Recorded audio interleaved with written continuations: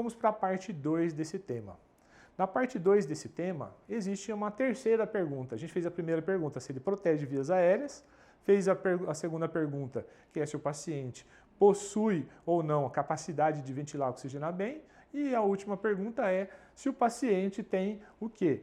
Uma evolução, né, catastrófica, ele vai evoluir clinicamente de uma forma em que você pode obstruir aquela via aérea ou perder a integridade das vias aéreas, né?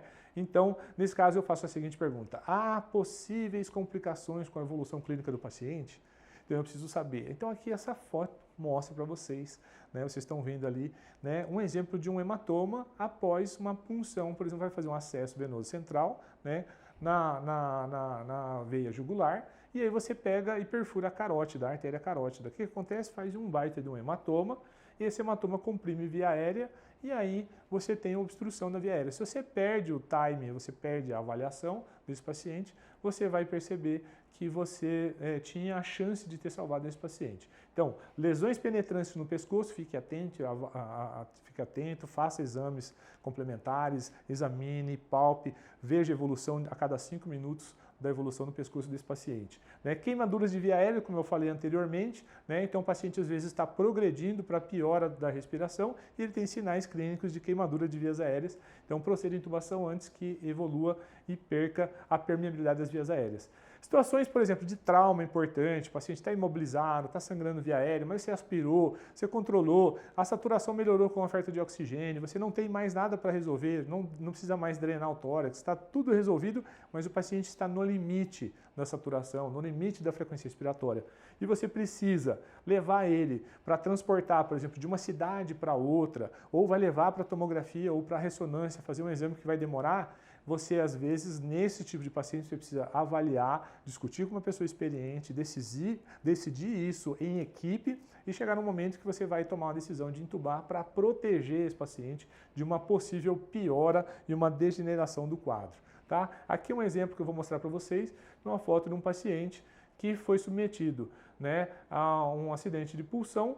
E aí ele evoluiu com hematoma, um aumento de volume do pescoço, e vocês veem aí na imagem, né, que existiu a compressão total extrínseca das vias aéreas. Aí esse paciente, antes de evoluir para esse momento que você está vendo na imagem, você deveria ter tomado a decisão de intubar o paciente, que foi o que foi feito nesse caso, e o paciente foi salvo. Bom, outras situações que a gente precisa ver é o seguinte: eu fiz um slide que tenta juntar tudo para vocês para organizar o pensamento sobre essas 3 perguntas. Como que eu faço? Juntando tudo. Então, assim, paciente em parada cardiorrespiratória.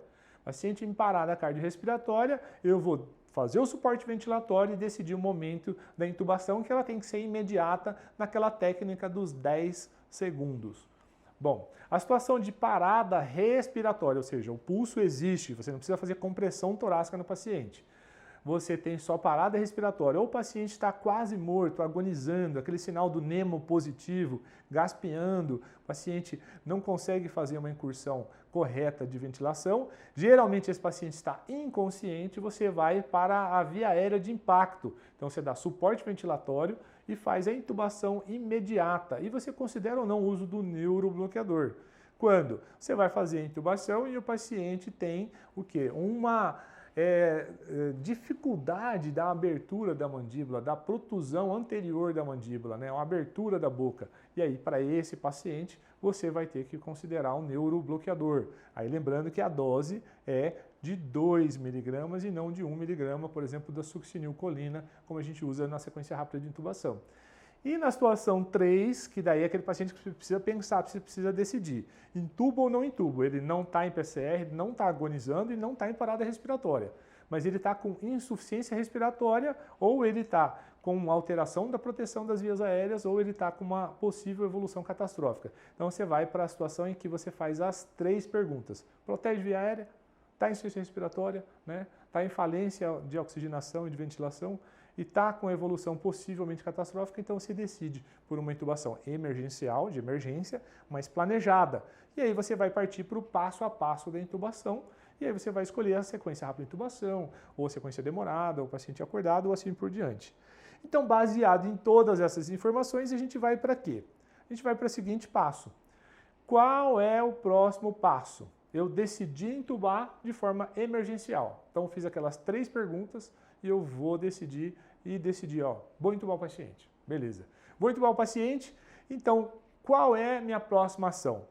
Então, minha próxima ação, eu apresento para vocês uma forma sistematizada e organizada para você fazer, independente da sua técnica. Se é sequência rápida, se é sequência demorada, né? Se é uma viária cirúrgica, se é uma viária alternativa, como intubação retrógrada, intubação nasotraqueal. Como que é? Então, eu defino uma estratégia seguindo o ABCDE da intubação.